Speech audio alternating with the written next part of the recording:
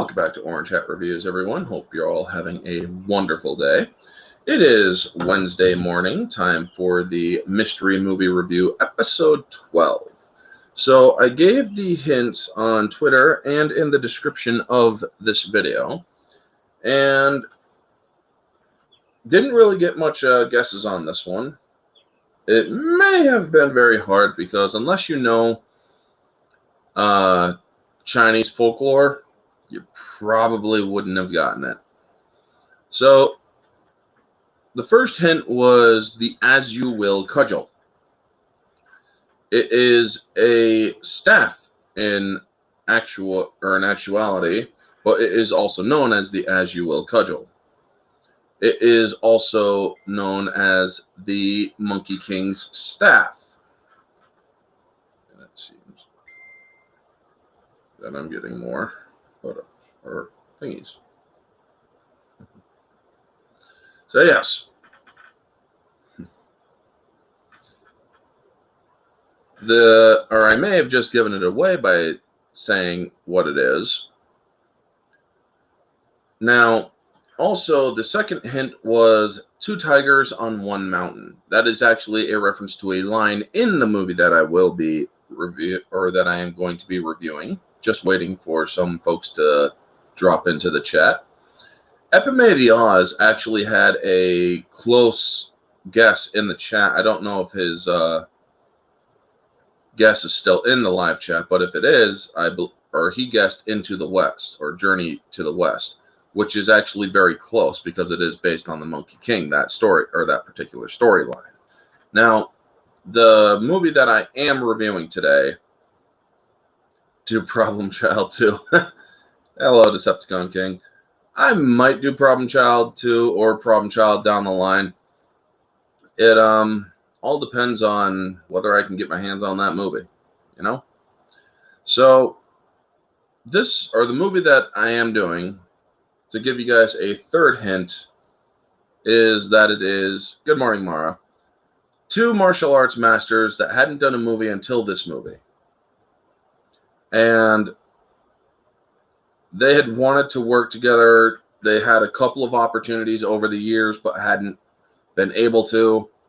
And overall, when they finally got this movie, they jumped at the opportunity. The two martial arts masters are Jet Li and Jackie Chan. Now, if you haven't guessed Forbidden Kingdom by now, well, this is a movie that is very good. Peacocks suck at what? Shit movies, but a few good classics. Oh, you're talking about the streaming service. But yeah. Beavis and Butthead Do America.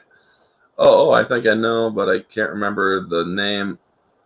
I think it was On the Other Side of a Mountain or something like that. It was a book that was adapted into a movie.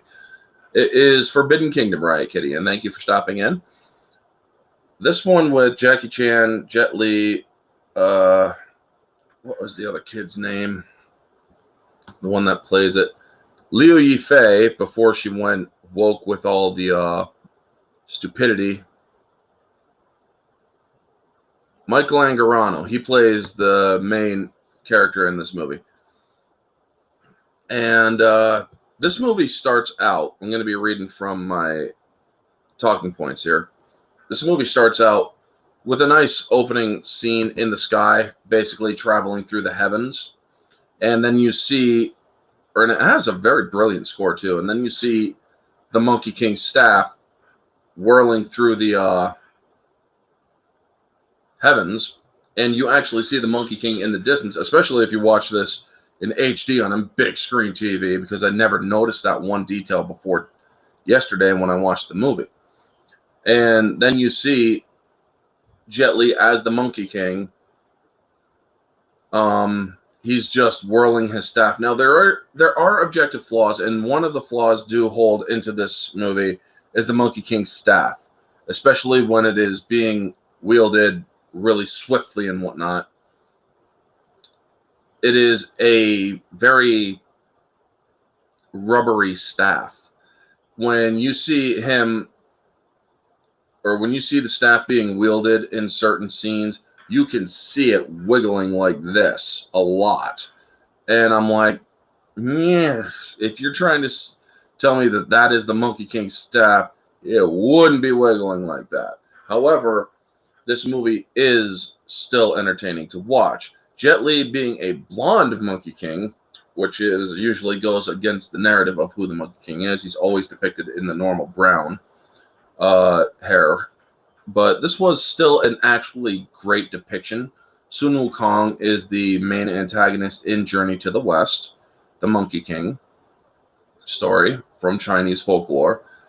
This movie has a lot of very deep and very expressive lore of Chinese folklore and the monkey surrounding the Monkey King and surrounding other great works of Chinese cinema, like The Bride with White Hair and whatnot. This story has so much going for it that it's really a tribute to early kung fu movies, like the ones that Bruce Lee did, the Shaw brothers did, and so many other ones. You have who was the director of this? The director was Rob Minkoff, and the director of photography was Peter Powell. This dude is known for, or in China, for doing some great cinematography, some great, beautiful saturation colors and whatnot. He turns bamboo blue in this, or at night time in one scene in this movie, which is actually a pretty stunning shot. The fight choreography is Yun Wuping, or Wuping Yuan, as they pronounce it in this. And the fight choreography in this scene with the Monkey King in the beginning, while it is entertaining to watch him basically kicking the crap out of bad guys who come his way, also known as the Jade Army, it does a lot of repetitive shots, especially when he's flying through the air, smacking each guy with his staff, where it's like just smack, smack, smack, smack. It keeps repeating a single shot in order to do that. However, when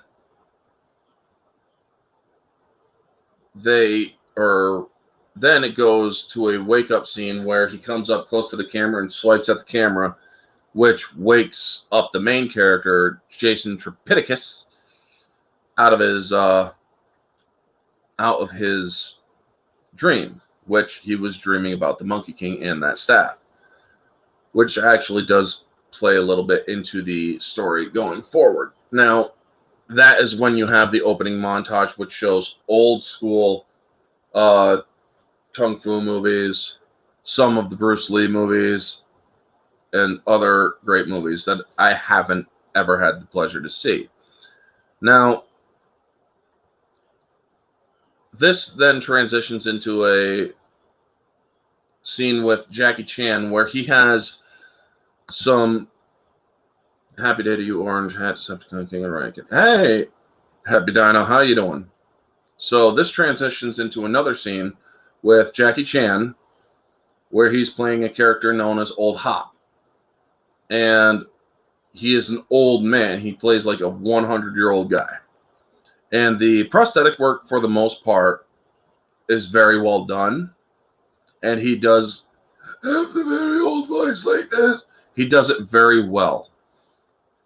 And as the scene progresses, where the kid is basically announcing himself as a huge kung fu movie enthusiast, where he wants to learn kung fu, and he learns it from the movies that he watches, you know?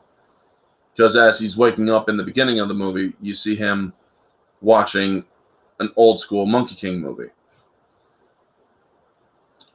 This sounds like something I scrolled through on Netflix. Monkey Prince, I think. Monkey King. It's Forbidden Kingdom that I'm going over. Happy Dinosaur with Jackie Chan and Jet Li. And so he asks Hop, he's like, do you got any early Shaw brothers? There's this guy that does leopard style. He's like, leopard style, dragon style, Fly through air. Crouching tongue or crouching tiger. Spanking monkey. I know you. Another white boy who wants to learn kung fu. Kick the ass, get the girls. I mean, Jackie Chan does a wonderful job playing Old Hop in this scene. He's really good. And the kid, then hearing the sound in the storage room, he finds the Monkey King's staff, the As You Will Cudgel. And unbeknownst to him, this staff is actually a part of ancient prophecy of ancient China, where the Monkey King was an actual person or character, and he has been, well, trapped, essentially. Now, there are some where he was trapped in under a mountain, and there are others where he is literally just trapped in stone. It is a nice little play on who Sun Wukong is. Any movie about the great sage of heaven, Sun Wukong, I'm all about. Nice. Blake. Liquid Blake. It's good to see you, buddy. So, yes. I actually do like, or there is another movie that was Journey to the West that was a TV movie where the guy from Criminal Minds is in it, and you had, what's his name, playing the Monkey King. You also had the pig dude. That one had great casting too. But yes. And this movie, but the casting in this movie, besides Jet Li, besides Jet Li and Jackie Chan, you also have Colin Chow.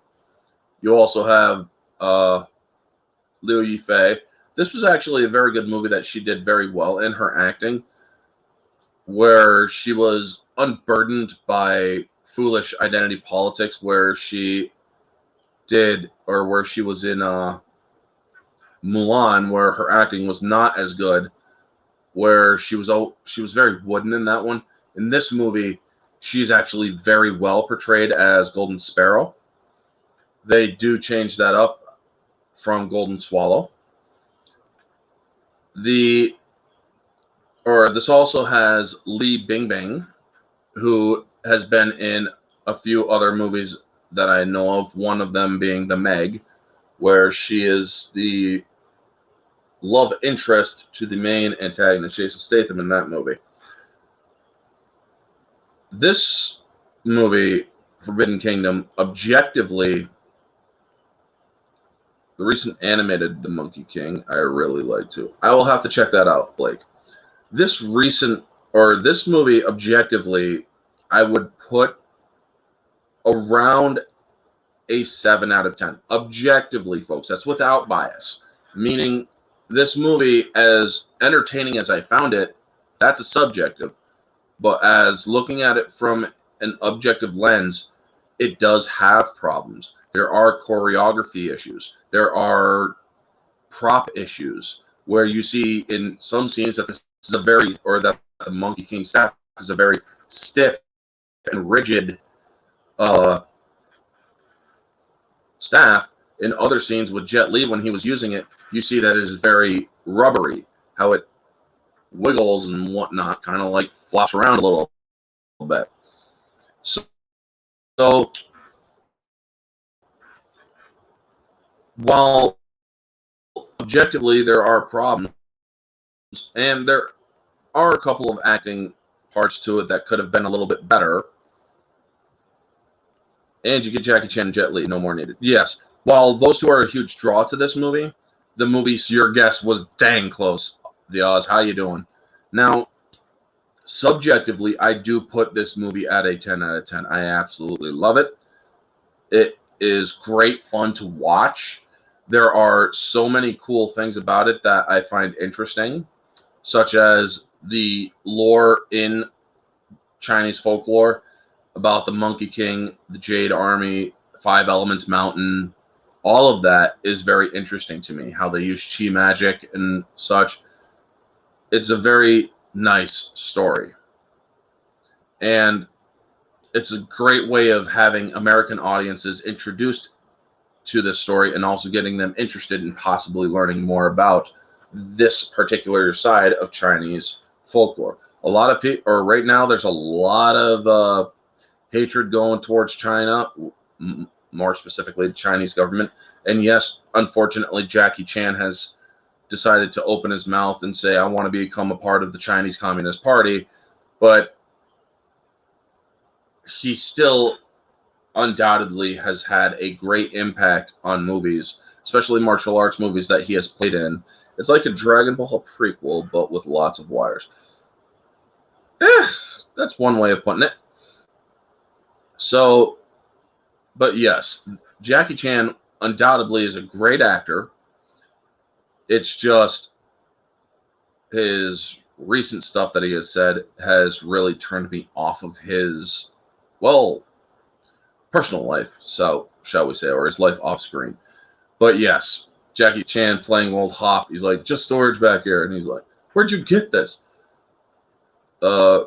It was here when my grandfather opened this shop 100 years ago. A man, or he was waiting for a man to come pick it up. Man never came. My father waited too. Long time. Now me. And so the kid is talking. That's a northern temple style bow staff, the same one that 13 monks used to create or to beat the Tang Emperor. I've seen it before. That very one. I had dreams about it. He's like, you want to know why? Because you're too much into that Hong Kong fooey. So he leads him out of the storage shop. So the kid's heading home, talking to a girl on the other side of a wall. Now this supposedly takes place in South Boston, but the South Boston scenes, it just doesn't seem like a South Boston scene. It actually looks more like that this was all shot in China.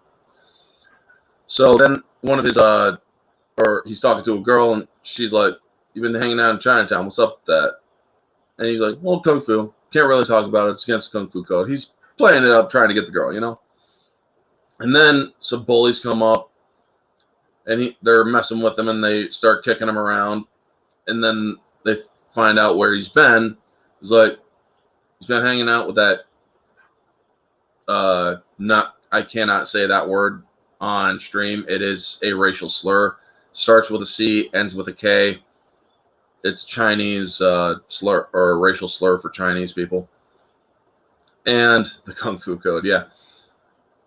South Boston without Matt Damon handing out his justice in South Boston. Jesus Christ. But anyway,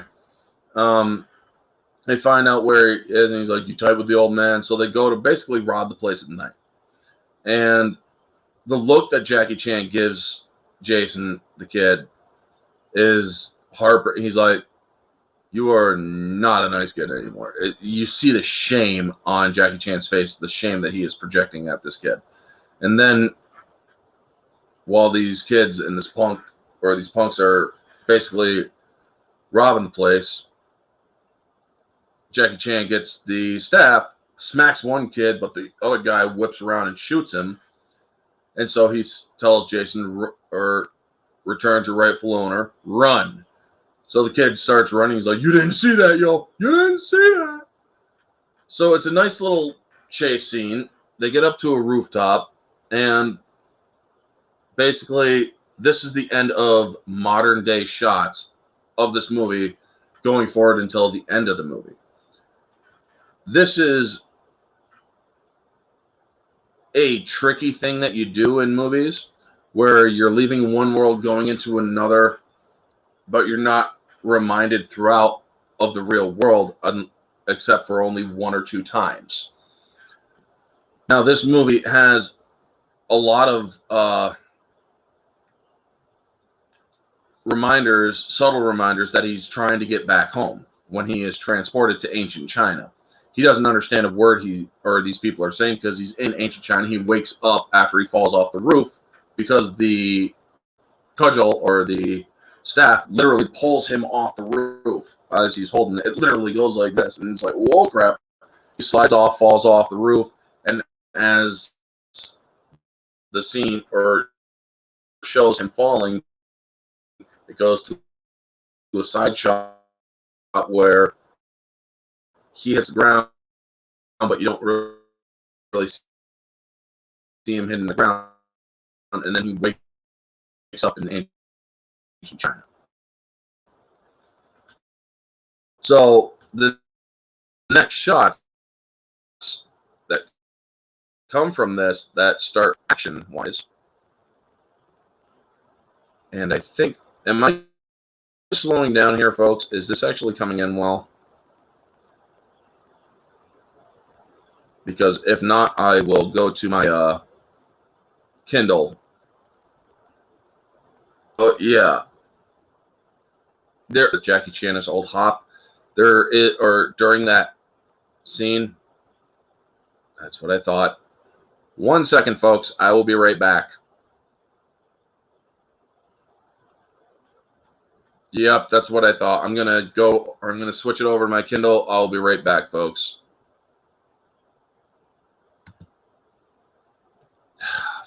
Rig.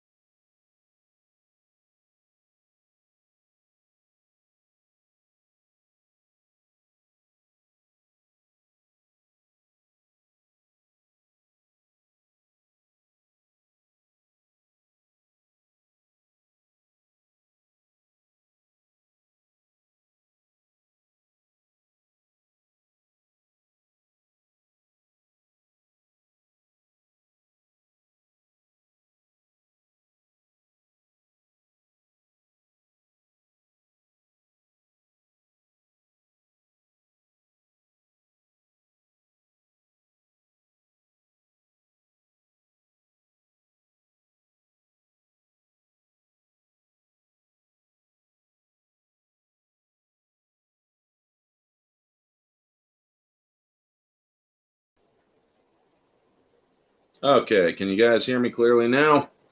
Unfortunately, it does mean, let's see here. No, that didn't work.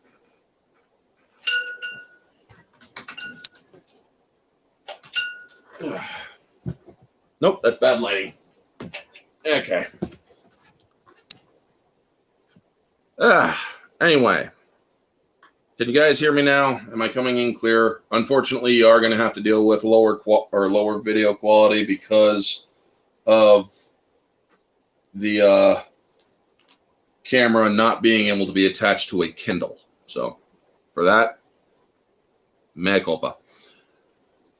So, am I coming in fine? Is the sync, or is the audio and video sync coming in good? Okay, good. So basically, I can keep my talking points. I'll bring them up on my phone. Going old school again. I really do need a better laptop. So yeah, I'm going to have to be focusing on that. Saving up for that. There we are. And there we are. But yes, I was talking about Jackie Chan's old hop look. There is a scene during the robbery scene, to just backtrack a second, where he actually comes in, or in one lighting shot, you actually see the seam of his bald cap. And I'm like, yikes. Hey there, Orange Hat. Sorry for not being around. I work 12, 16-hour job. Hey, G-Fan, that is absolutely fine, dude. Real world jobs and whatnot, that is absolutely fine, because those take priority. It's absolutely understandable, dude. So, yes. Then he's in ancient China, and the story has great pacing, basically. Every step of this story is actually paced very well. It introduces characters very well, like Lu Yan, Jackie Chan as Lu Yan in the ancient Chinese scenes, where he is the one of the 8 drunken immortals. And the introduction where he is riding backwards, drunk and asleep on a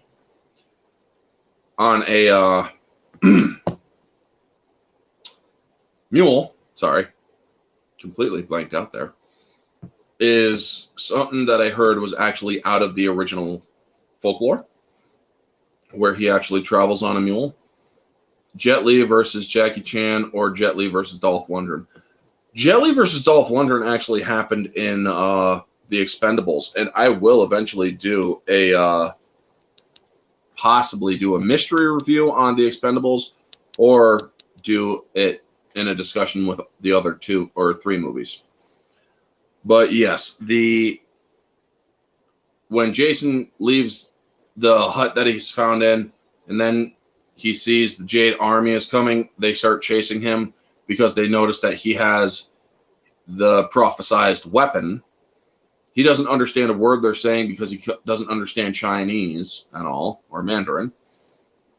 And then Jackie Chan comes in, and you automatically see that he is drunk, staggering, and then when they start, or the Jade Army attacks him, he whips their asses with drunken fist.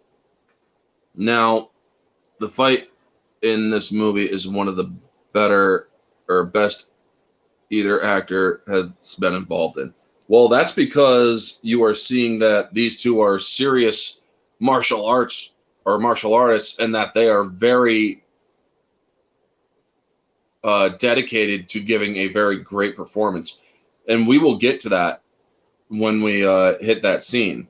So Jackie Chan does a wonderful job using, or Drunken Fist is where you are basically you are acting as if you are staggering drunk, and you're constantly in motion. You are basically absorbing what a person throws at you, but you are also going stiff at just the right moments to deliver whatever attack you have. It's basically where your fighting style is not predictable. You have, or it seems you have no technique, but you actually are using technique. And he does it very well. He has done it in so many other movies. And then when he sees the staff, he's like, or he's speaking Chinese, and the kid's like, I don't know what you're saying. And then he says it again. He's like, I can't understand you. So then when Jackie Chan gets right up to him, he's like, that's because you're not listening. And then they show a rather bad cut because they couldn't get the perfect cut of him getting on the horse. So they ride off to a tea house. And this is where you learn about the Monkey King and how the kid, Jason, has traveled through the gate of no gate. Drunken Master, all-time classic. Yes, indeed. And then he tells him, he's like, it has long been foretold that a seeker will come forth with the staff and release the Monkey King. And he then delves into the story of the Monkey King, where it shows that the Monkey King has been an unruly immortal, and that he has never been really one for order. He's always been a mischievous character, and Jet Li portrays it very well, where he does all sorts of nice little trickeries here and there, and then they show the Peach Banquet, where the immortals are having their banquet, and it's surrounded by a lot of peach trees. So you are also introduced to the heavenly ferment of of jade wine, basically, or the elixir of immortality is what they call it. So it's one sip of this brew will make you immortal, basically. And then the Monkey King comes in, and the Immortal Emperor, or the Jade Emperor, is entranced by this. But the Jade Warlord, however, is not. He has had his soldiers get embarrassed and defeated time after time, but the Jade Emperor doesn't want the monkey locked up. He's like, he's a bit unrefined, that's all. Give the naughty monkey a title and let him go. Basically saying, give him something to do. Give him something, give him some responsibility. He might actually refine himself, you know? Well, then after the Jade Emperor leaves, well, Jade Warlord challenges the Monkey King to a fight. Now, this fight between the Jade Warlord and the Monkey King, this was a good fight, especially with the stick fighting. Yes, you do see that the Monkey King's staff is still wobbly and whatnot. Angry general noises. Yes, basically, he's just. Ugh. But anyway, the stick fight between the Monkey King, you also see that the Monkey King has a lot of mischievous magic where he could pull a hair, create copies of himself. And this is actually something that comes to play later on, where in this fight, you see that he's just screwing around with the Jade Warlord. The Jade Warlord is very serious, where then you see Jack or Jet Li's like, So then he fights him, and he's having fun, and, well, that just fell over there. And he's having fun, and then Shadow Clone no Jutsu, yeah, essentially, but it's actually more of a hair clone than anything. And he's knocking the Jade Warlord around, and then he creates the clone, jumps out of the way, starts eating a peach, and the Jade Warlord actually strikes down the clone, and he sees that you see the split hair. This is actually something that you learn is more important later on, where you see the Monkey King just throws a peach at him, then he gets down, and they're at a distance from each other, so the Jade Warlord starts using his chi magic to throw things at the Monkey King, and the Monkey King's like, no. He doesn't really talk in these scenes. The only time the Monkey King talks is literally during the climactic scene, or climactic battle scene, and at the end. Me watching the Forbidden Kingdom. Why no Kamehameha?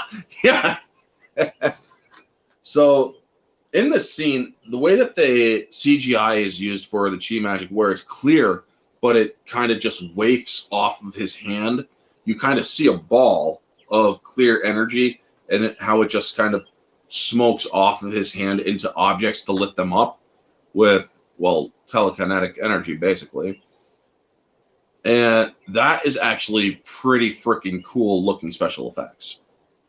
So, in the scene where he's literally dodging all these items, well, then he gets tricked. And this is all from the narration of Jackie Chan, where he's telling him, he's like, realizing, or he tells him, calming down. Anyway, sorry about that. Basically, the Jade Warlords, he's like, excellent stick fighting, Sun Wukong, but without your weapon, you're nothing more than a lowly hermit. So what you're saying is Dragon Ball Evolution, hand fart, Kamehameha. Not really. This movie is nothing like Dragon Ball Evolution. But he's like, no more weapons, no more chi magic, fist against fist. So the Monkey King, he was too trusting. He lays down his staff, and that's when the Jade Warlord uses chi against him and starts turning him to stone. Well, he realizes he got tricked, and he sends out his staff. He literally banishes his staff out of the kingdom, knowing that if that staff is destroyed, he could never be freed. So then he starts turning into stone, where it crawls up his arm all the way over, and then he goes into a pose where he's literally pointing at the Jaded Warlord. He's like, "You got me," and he has that nice little smile on his face. So then, hence the prophecy 500 years later is like, how long has he been in prison? 500 years, give or take a few decades. So it's like, what does that have to do with me getting no? Well, you have to take it to the staff to 5 Elements Mountain. You have to release the Monkey King. I can't release the Monkey King. Got to get home. And during this time, when they go back to the tea house with Jackie Chan and Jason, you do see a couple of cut shots over to Liu Yifei, where you see her in a hood. She's playing an old Chinese instrument known as a pipa. It's kind of like a lute and a guitar. It's actually pretty interesting little weapon as well, because it comes to play during the fight scene that comes up, where he's like, innkeeper, or then Jackie Chan's like, innkeeper, more wine. He's like, don't you think you had enough? Wine is my inspiration. In some provinces, I'm known as the poet. And then he sees the bill and he's like, in other provinces, I'm known as the beggar. Then the kid uses American money to pay for it. So the Jade Army arrives, and the choreography in the tea house is actually 8 out of 10. For the most part, the fight scenes are great. It's just that when Jackie Chan is using the staff, you literally see him go full second, then swords hit, then go like this, full seconds, then swords hit. It's a very choppy choreography in a couple of scenes in the tea house. And then they get introduced to Golden Sparrow after they escape from the inside of the tea house, where the kid is about to get captured again. She uses 2 knives that are in her tuners and kills 2 guys. So then they get down and they're like, such a skill, child. Are you from Northern Mountain? Now, Golden Sparrow speaks in the third person, where she says she is Golden Sparrow from the south. Hold on.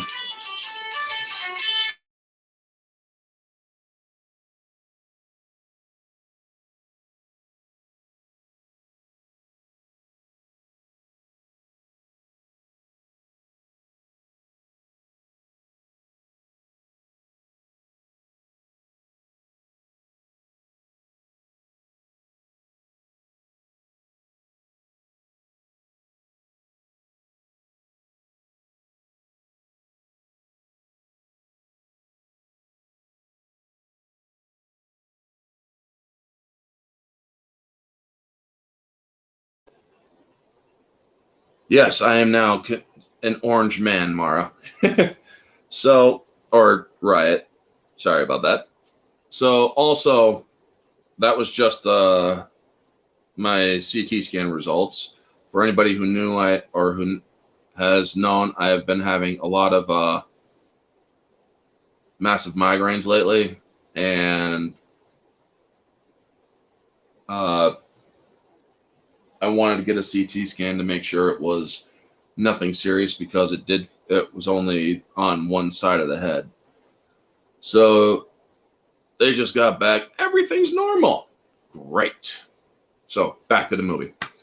The introduction of Golden Sparrow. They escape through the tea house on horseback, and this is the shot where I said that Peter Powell, the cinematographer, actually turns bamboo blue at night. And that is actually, it's CSI Miami reviews. And that is actually a very beautiful shot. I mean, it's just a lingering shot of them escaping into the night, but still, it's actually a very beautiful nighttime shot. So the cinematography in this movie is very well done, with a couple of cut problems here and there. Cutting issues are also a thing in this movie, in like 4 different spots. So then they're riding through the forest, And the way that, or some people might actually be put off of Liu Yifei's dialogue because she does speak in the third person, where you would be wondering why does she not speak normal? Well, it's actually explained. She basically has dissociative trauma. Her trauma is so great that she dissociated herself from what happened to her. So she constantly speaks in the third person instead of first person, you know? This movie has a lot of scope for the budget and simplicity of the filmmaking. Yes, that is another way of putting it too. Like, it is a simple movie, but it also does have great range and great scope, as you say. Now, he's like, so the kid needs to go to the Five Elements Mountain, and the girl, Golden Sparrow, is also looking for it as well.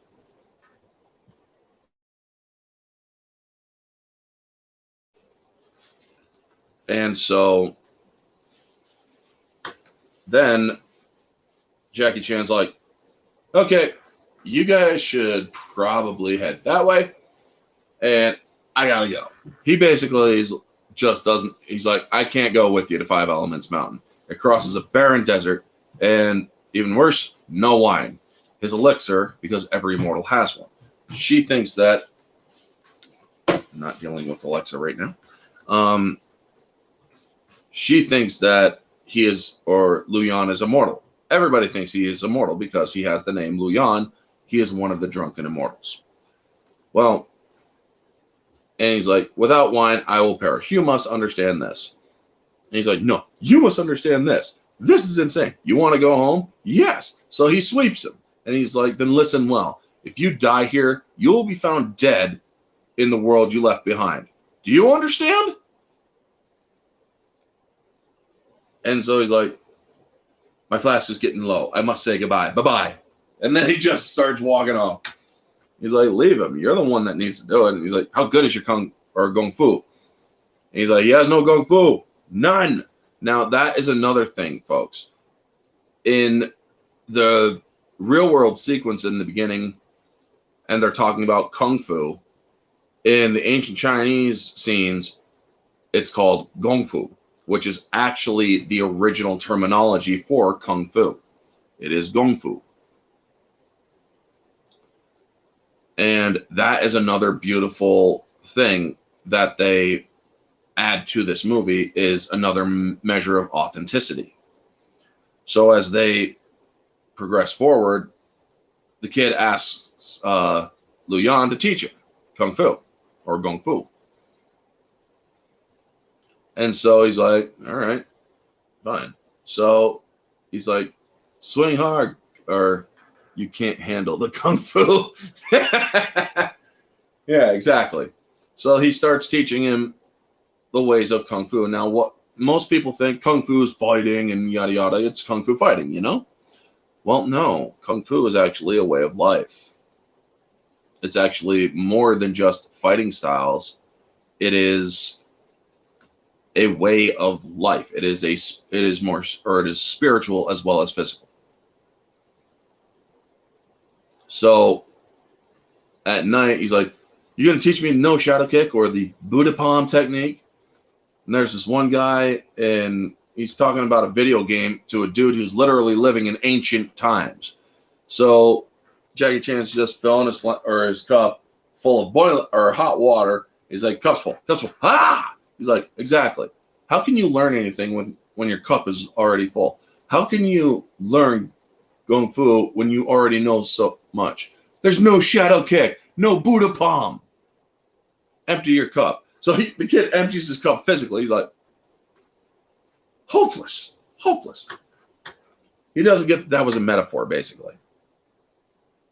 And so then the kid tries visiting the other companion, the girl. And hold on one moment. No, that's okay. So then he sees, or she tells him that music is said to be a bridge between earth and heaven. She doesn't really speak much to them. So the next morning, there's this rider in all white who steals the staff. And this leads up to the real fight, basically the best fight in the entire movie. Yes, there are great fights later on, but this is literally the best fight sequence that takes place in the entire movie. Jackie Chan versus Jet Li. Now, Jet Li's character is the Monkey King, but also he plays this monk character, the silent monk, they call him, who doesn't speak unless later on after the fight sequence he starts speaking. And he's like, you guys stay with the horses, I'll go handle this. So he waddles on in like he's drunk. He's like, good to get off my feet, long day. So where are you from? Shandong province? You look like the Shandong province type. Come here often? And Jet Li's eyes closed, meditating. That staff doesn't belong to you. And that's when he opens his eyes. You need to give to me or somebody's going to get hurt. Well, he's not. He's very stoic at this point. So that's when the fight begins. And the choreography in this fight is quick. But it's not choppy like Black Widow recently. You see the fight in Black Widow where you can't even tell who's who. In this movie, you know who's who. You could see the different choreography. You could see the different styles and the wonderful sound design in this fighting sequence, not including the wire work. Yeah, the wire work is also well done in this movie. They do it, or it's very actually well done. It helps the best non-CGI influenced fight scene in the movie. Exactly. There's only one little bit of CGI in this scene. And that is when they use this, or Jet Li uses a staff and part of a statue chips away. That is all. That is that is all that is CGI, because that statue happened to be made out of something else, not stone. So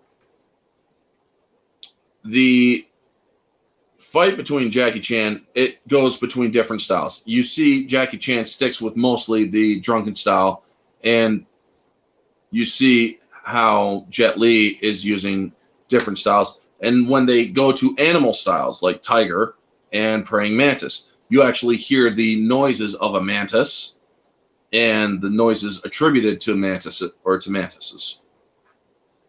And then he's like, praying mantis, very good for catching bugs, but not tiger. And when he starts using tiger style, every time you see him use a full technique, you hear a tiger's roar. And then you hear crane style as well. He starts using crane a little bit in this fight. It's very well back and forth moments in this movie, or in this fight, keeping the fight in a wide shot to showcase the actor's skill. Exactly. That is another thing that they did.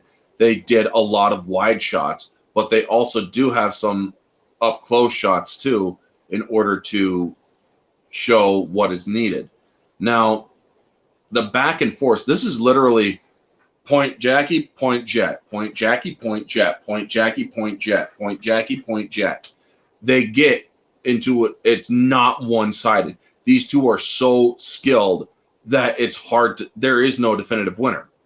And that is the perfect thing about this, because they're going for the staff each time. And one of the wonderful things you see about this monk is his intelligence and his observation. Let me just back this up a little bit. Because when he's like, what kind of monk are you stealing from travelers?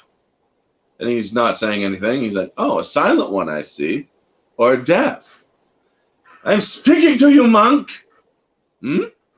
So then he leans back while he's doing his little drunken staggering, and his eyes go towards the staff.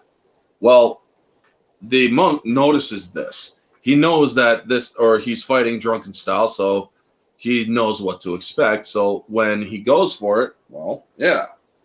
Let me plug this in. Yep, that's it. I'm 100. Let's plug you in right here. Yeah, I'm losing a lot of... My Kindle has seen the world for a couple of years, so it drains a lot quicker. So when this fight basically is over and Jason catches the staff, this is when you hear Jet Li start to speak. He's like, "You tried to steal the staff for the war." Like, "No, fool.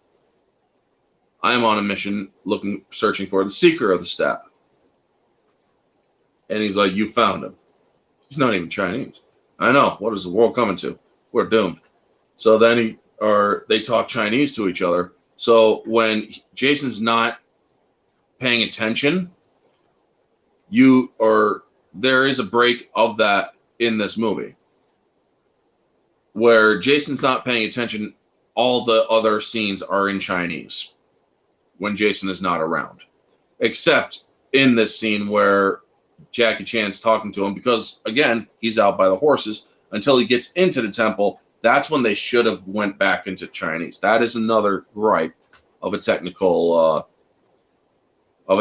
slip, because they actually do point it out in the audio commentary of this film that it's only when Jason's around are you ever supposed to hear them speaking English when they're speaking to him and whatnot. But when Jackie Chan's talking to him and such, you do see that he's speaking English. So then they have a nice laugh, and they're down into a nice valley where Jackie is teaching the kid kung fu. He's like, "Horse stance, grow roots." And then Jet Li comes in. He's like, "Very good for taking a dump." Sweeps him, and he's like, "Hey, he's my student, not yours. Two tigers cannot stay on one mountain. Two teachers cannot teach the same student." And so it's basically, he's like, if he's really to learn the kung fu, he must learn or develop speed, accuracy, and power. Hey, I know that. That's the way of the intercepting fist. Bruce Lee. And so I will punch. You block. Ready? And he's like, "Oh, what did I tell you about the snake? You punch me." So he uses the snake technique to counter and whatnot. You see? Now you try again. You punch him again. Snake. And so he tries it again. He's like, "He's not ready for snake. Perhaps eagle." This is such a fun scene where the kid is basically getting smacked around and they're trying to protect him and whatnot. He's like, "Crane, see?" And then he's like, "Enough! I've had enough. No more silent riddles, no more empty cups." Where basically he's like, or this is the scene where you're gonna learn that it's not easy. When you are learning martial arts, it's not easy, folks. When I learned, it wasn't easy. It's repetition. It's stretching in ways that will hurt any guy with or who has any self-respect.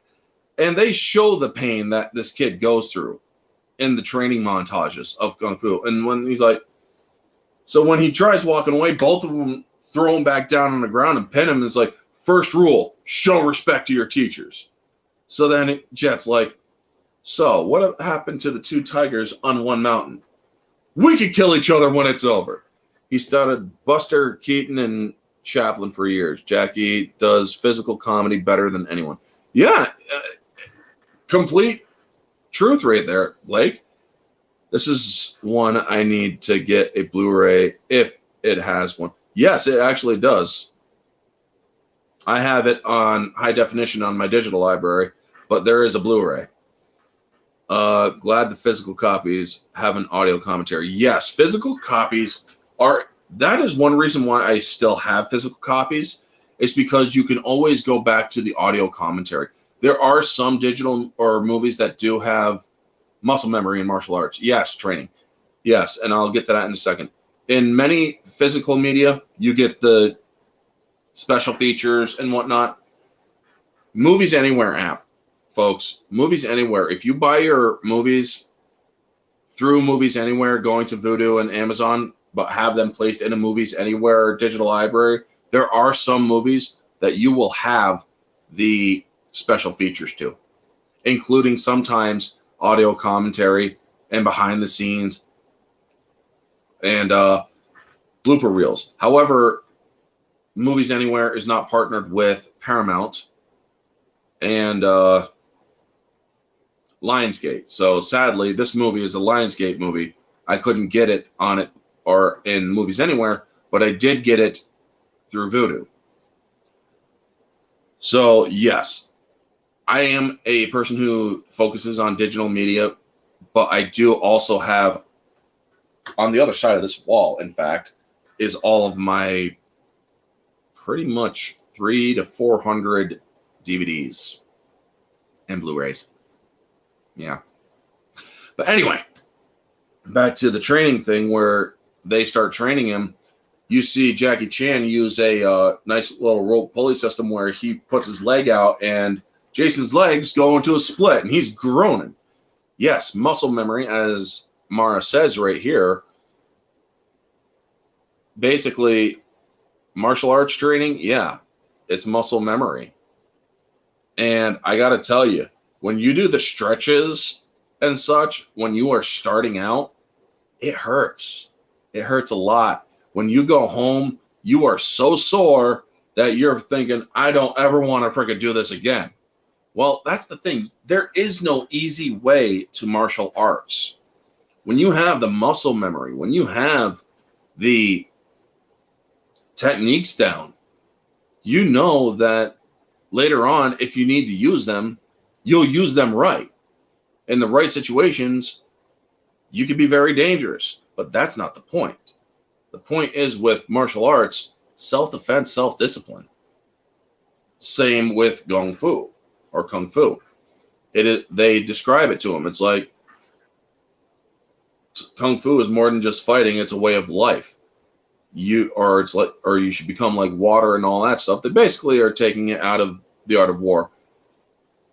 And it's a nice little montage where the kid is doing push-ups on his knuckles, and both are training him stick fighting and punching, and you see how much pain he's going in, and also you see how much time is passing because his hair is growing. So while he's in this world, it's literally weeks that he's in the ancient Chinese world. In fact, I think it's actually like about a month or two. So then he starts getting better at it. Now, let me go back to talking points because I will need a little bit of things that I wanted to focus on here. Get back to reviews. So, hold on.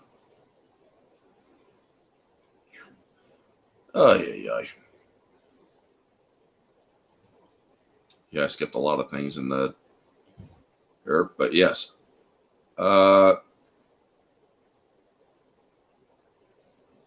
Styles, not spouse, but anyway, while training.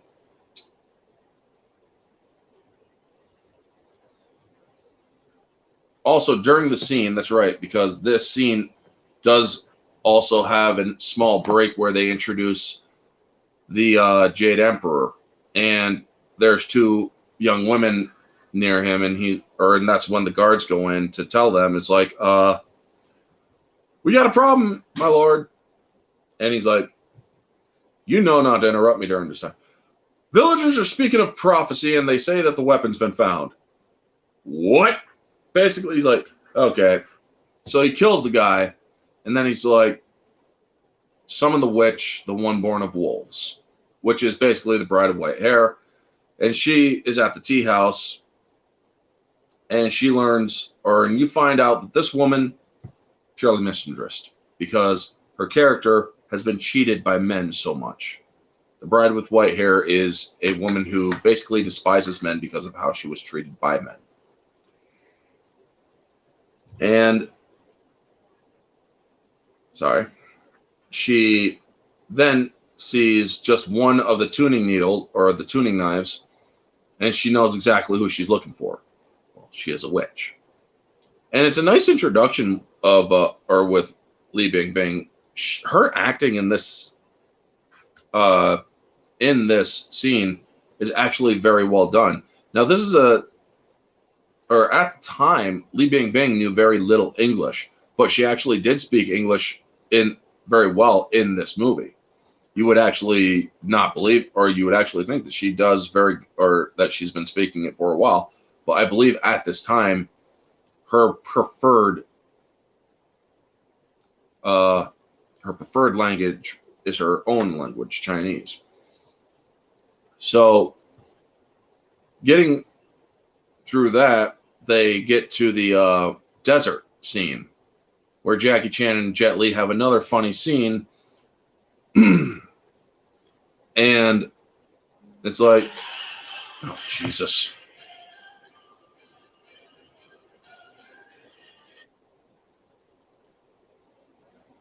Hold on, folks.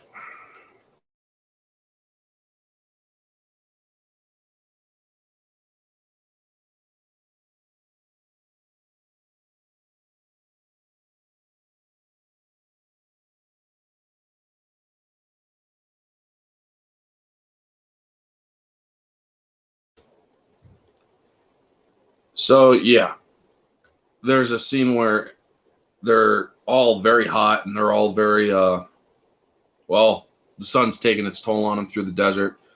And it was like, if we don't have any water, we'll perish. And he's like, or so she turns around, Golden Sparrow does, maybe a drunken immortal can make it rain. And that's when he's like, if he really is a drunken immortal. Jet Li pulls that. And so you see Jackie Chan starts to try to create a rain scroll. And then you see it starting to rain a little bit, but then you see it's actually Jackie Chan, or not Jackie Chan, but Jet Li, his monk character, urinating on the scroll.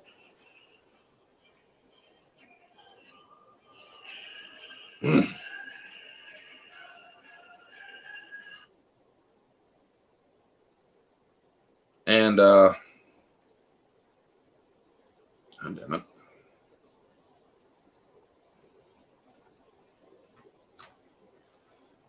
And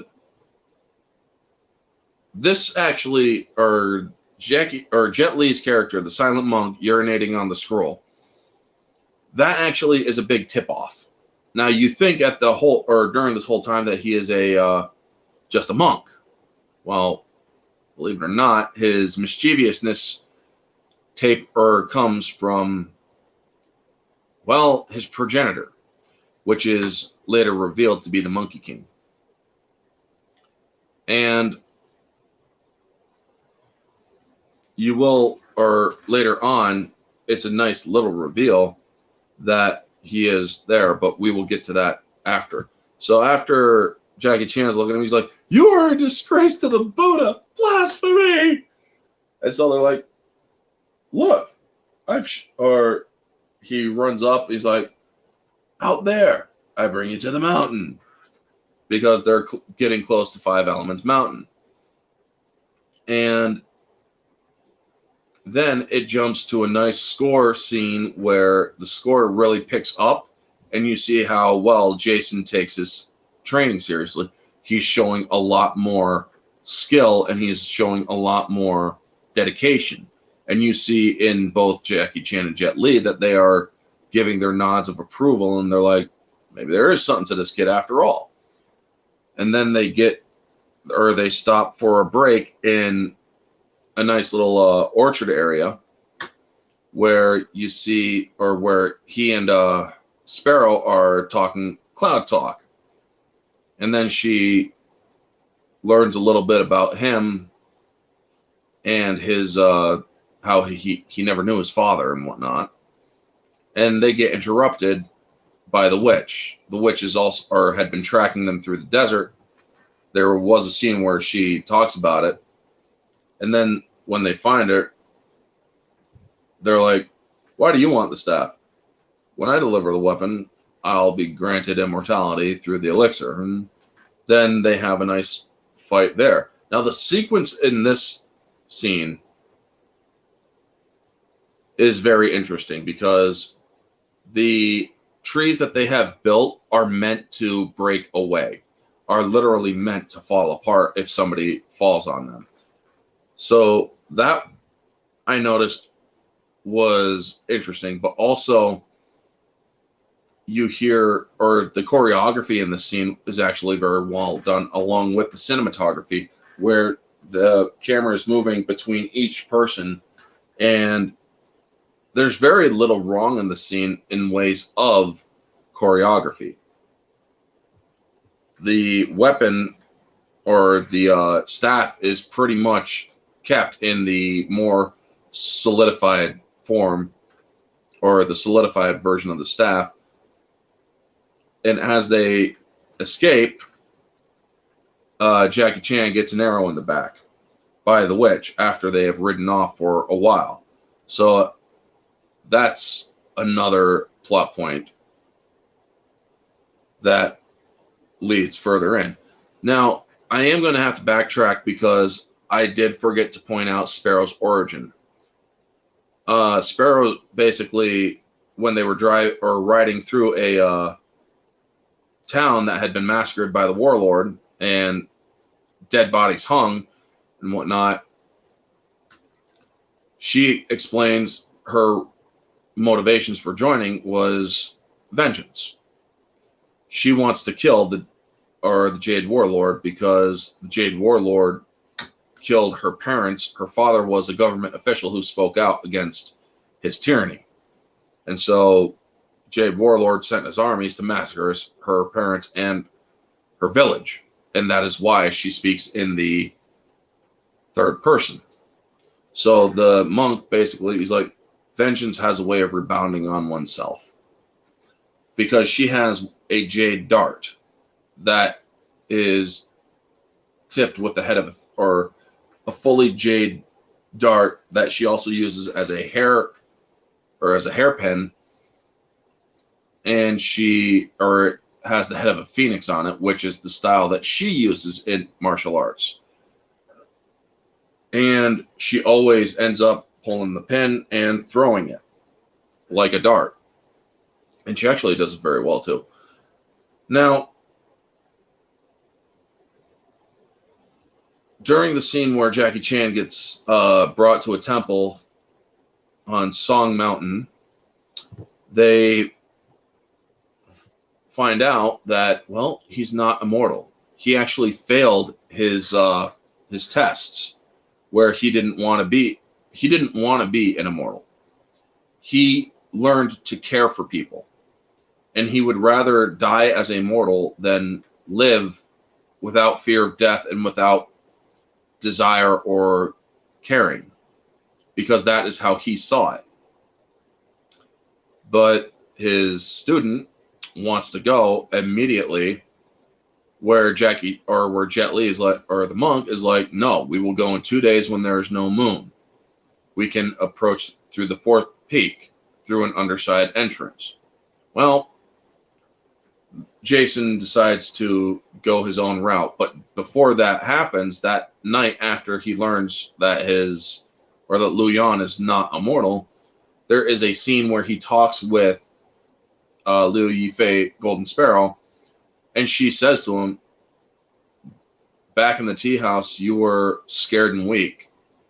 Not somebody she would prefer to fight with, or prefer fighting alongside. Basically, she's saying that she respects him because of how much he has grown.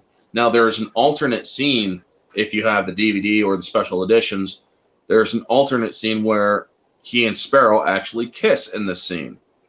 But they felt that it was unnecessary. I mean, in each scene with Jason and Sparrow, when they're talking to each other, you see how he's kind of trying to lay the moves on her, but it doesn't go anywhere, you know?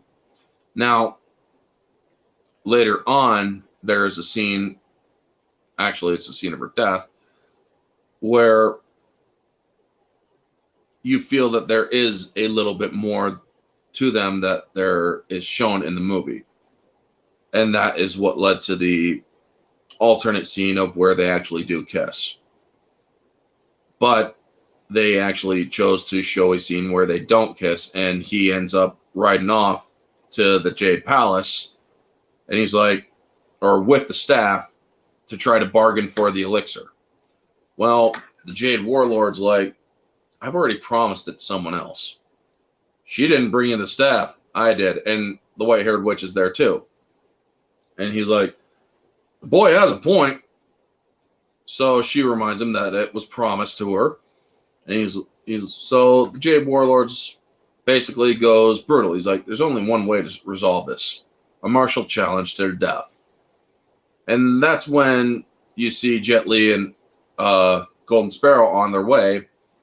And the fight is between Jason and the witch. It is a one-sided fight. You see that this fight is very easily won by the witch. While he actually does have a few good shots in there,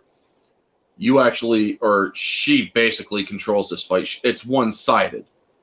She's mystical. She could easily kick his ass. Now, there's another scene, or actually this is in the blooper reel where they are showing this fight, and because of the rubberized nature of the staff in some scenes where they use the rubber staff instead of the harder staff, well, Jason accidentally smacked her right on top of the head. Li Bingbing had a pretty decent bump on her head behind the scenes, and I'm like, oh my God, because as soon as he smacks her, he drops the thing. He's like, oh my God, are you all right? Yeah. I'm like, yeah, dude. That's why you don't use the rubber version. So in this fight, again, it's very one-sided, especially when he loses, or when the staff leaves his hand. Now, another nice shot is where when the staff is ripped from his hand and it's flying towards the Jade Warlord, he's just sitting there, and then last second brings up his hand to catch it. I mean, that is always a pretty badass scene. So when she's about to kill him, he's like, enough. And because the challenge is basically over, it was one-sided. Jason did well, but she still had the entire advantage. He's like, did you really think you had a chance? I mean, honestly, this was the worst idea you came up with. But did you think you had a chance? I didn't think so. Kill him. So while the witch is walking towards the elixir, they're about to behead Jason, and that's when his friends show up. And then the monks also show up. The kid monks who were at this temple also show up to fight the Jade Army. And they're bringing in Jackie Chan, and so Golden Sparrow starts fighting the witch. That is great choreography there as well.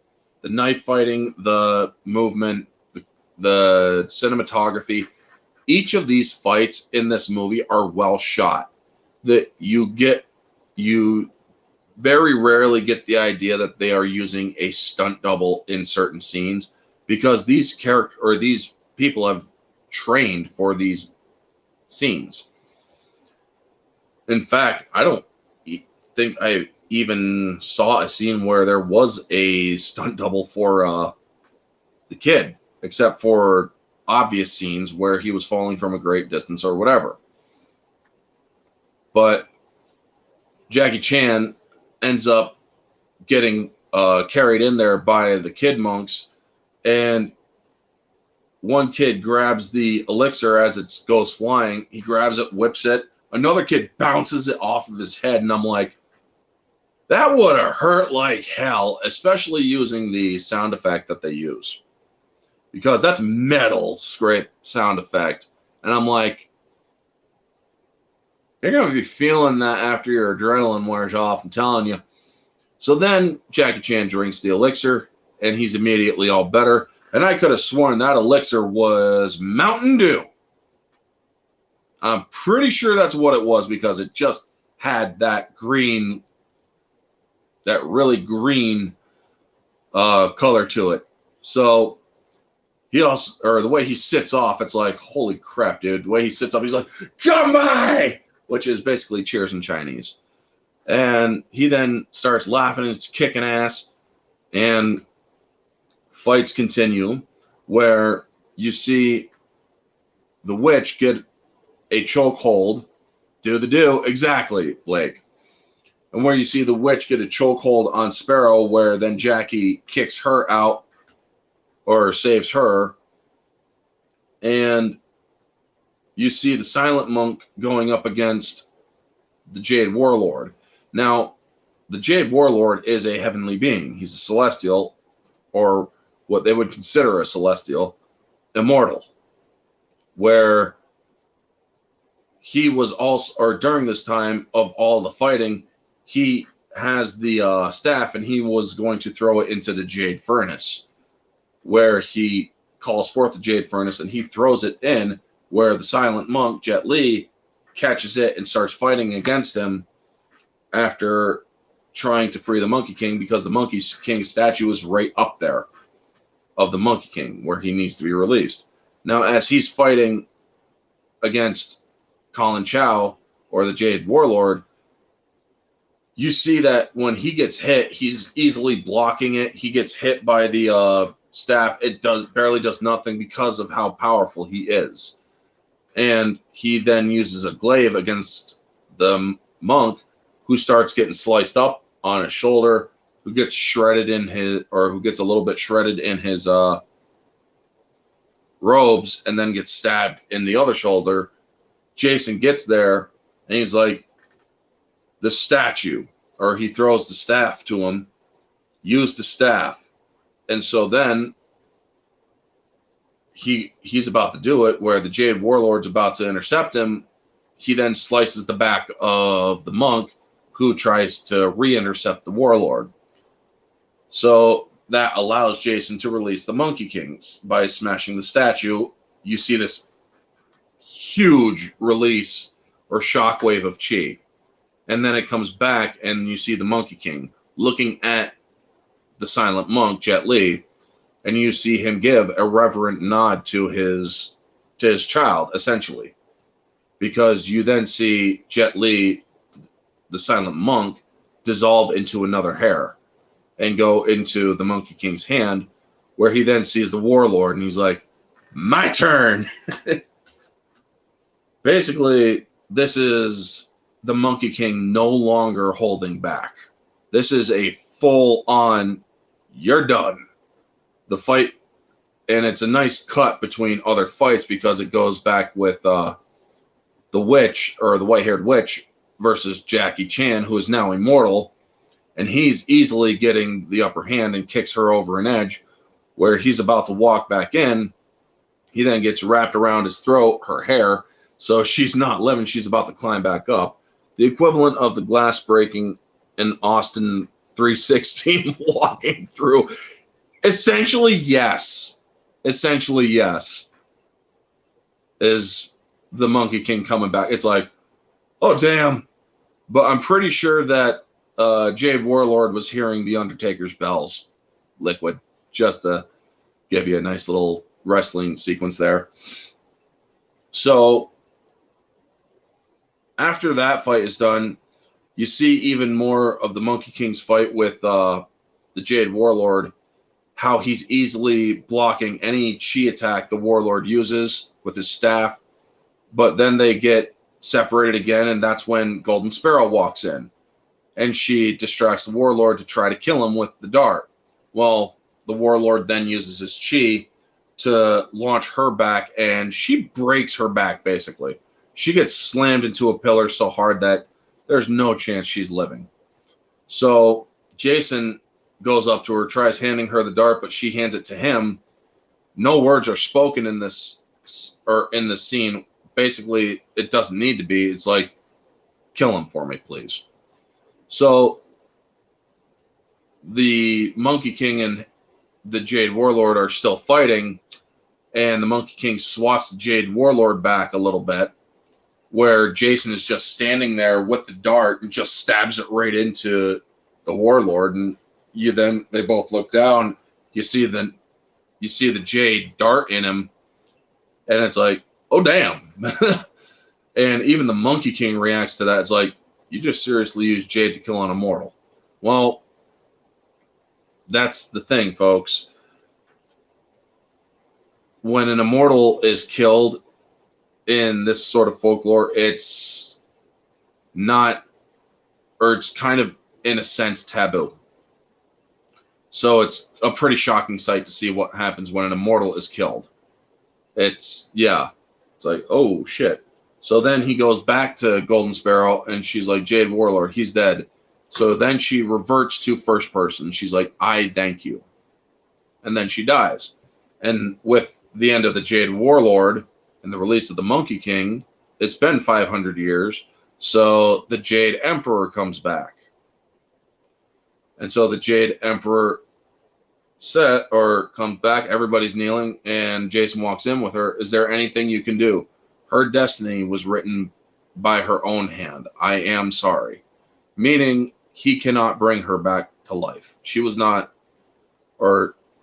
saw a path that led to only one conclusion: her death.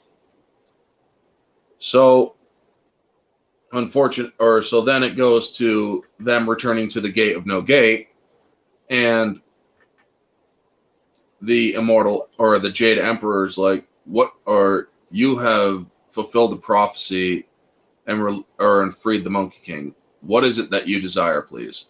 You see the slight flicker in the eye of the Monkey King in his fight, or as his fight ends early, and kind of dishonorably, but Monkey does love his tricks.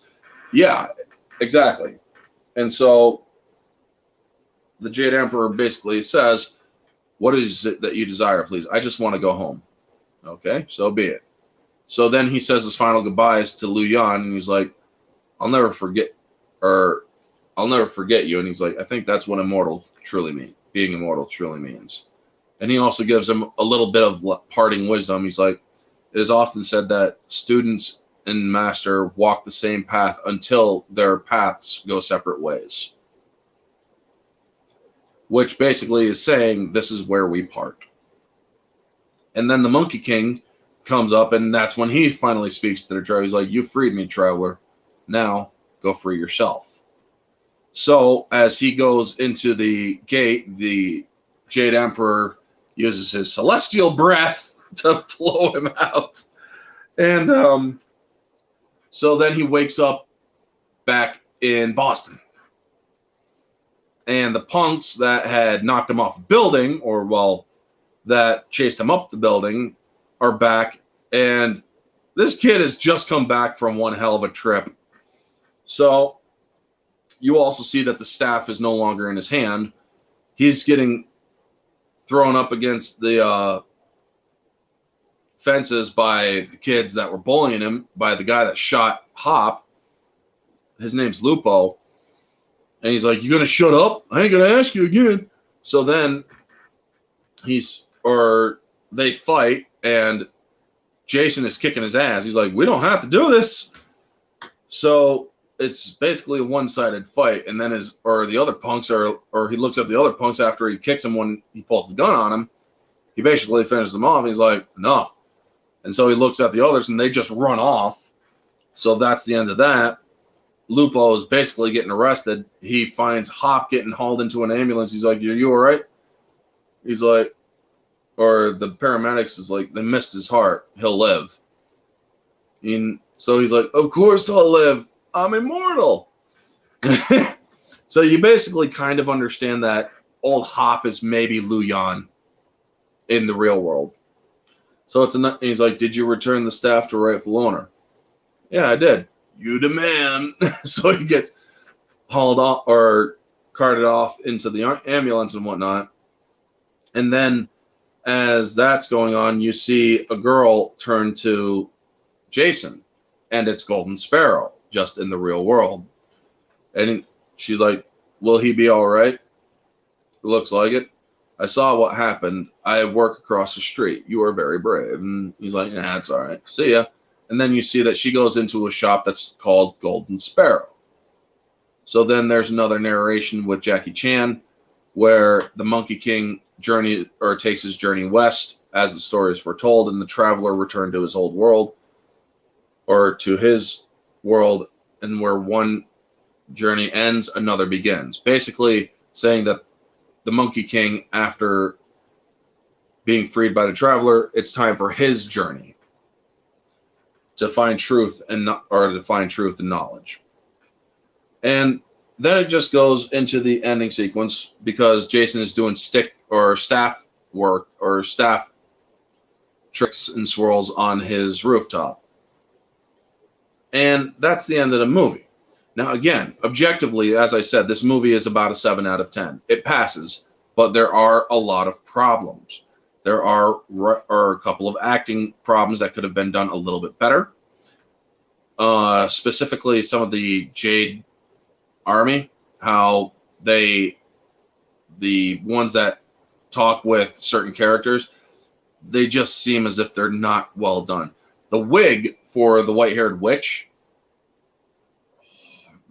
could have been a lot better done. I mean, it just didn't seem to be the best. The choreography is well done, except for in a couple of spots in the fight with the tea house. Also, the staff, basically you seeing that it's rubber or it's a rubber staff instead of an actual metal staff, that is another thing that really hurts it objectively. Other than that, most of the acting is very well done. The guy that plays Lupo, the kid that shot Hop in the real world and then gets his ass kicked, his acting, honestly, his acting was not that good. Then, or subjectively, as I said, this is 10 out of 10. And moviegoer, this is definitely a 10 out of 10. Because this movie is very entertaining. You love the action, especially the Jet Li versus Jackie Chan fight. There's just so much to this movie that you really can enjoy, especially if you do know your Chinese folklore, if you know the stories of the Monkey King and other ancient folklore of China, you will come to appreciate this movie even more. You see, no, that's something that I already saw. And honestly, this movie is truly a great one to watch. Now, before I do go, I am going to look at some of my movies to see which one would be the best one to do for next week. So, getting out of StreamYards on this one, what would be a good movie to give you guys a couple hints in order for next week?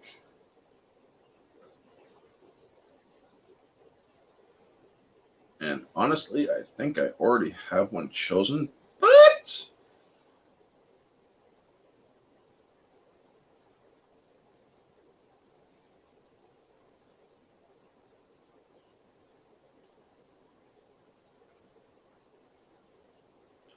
alrighty, I actually do have one, but I still loved seeing the movie as an adult. This movie would have been everything I wanted as a kid, never-ending story mixed with monkey and other martial arts epics. Exactly, exactly, Blake. Okay, so I think I have my choice for the next mystery review. And the next week's mystery review will... All right, here is the first hint. Kanaima. That is the first hint. Kanaima. And the second hint, John Goodman. Those are your two hints, folks, for next week's mystery movie review. And I hope to see you all there. And I do want to thank Blake for coming in, Riot Kitty, Jade Shadow, Happy Dino, and Epime the Oz, G-Fan, and everyone else who watched and didn't comment. I do thank you all for stepping in. Decepticon King as well. So, yes, thank you all for tuning in. And thank you all for watching the mystery reviews. So, yes, I will be making the StreamYard link for the next week's on Sunday, and I will have the same hints. You guys get them first here, Kanaima and John Goodman, and let's see if you can actually figure it out before then. Anyway, folks, thank you all for tuning in. Or for those catching this on the replay, you all know the drill. Like, comment, subscribe, share, all that jazz. Let me know your thoughts down in the comment section below. What did you think of Forbidden Kingdom? Have you seen it? Did you like it? What are your thoughts on Chinese folklore that was part of it? Let me know all your thoughts, folks. This has been Orange Hat Reviews. Stay humble.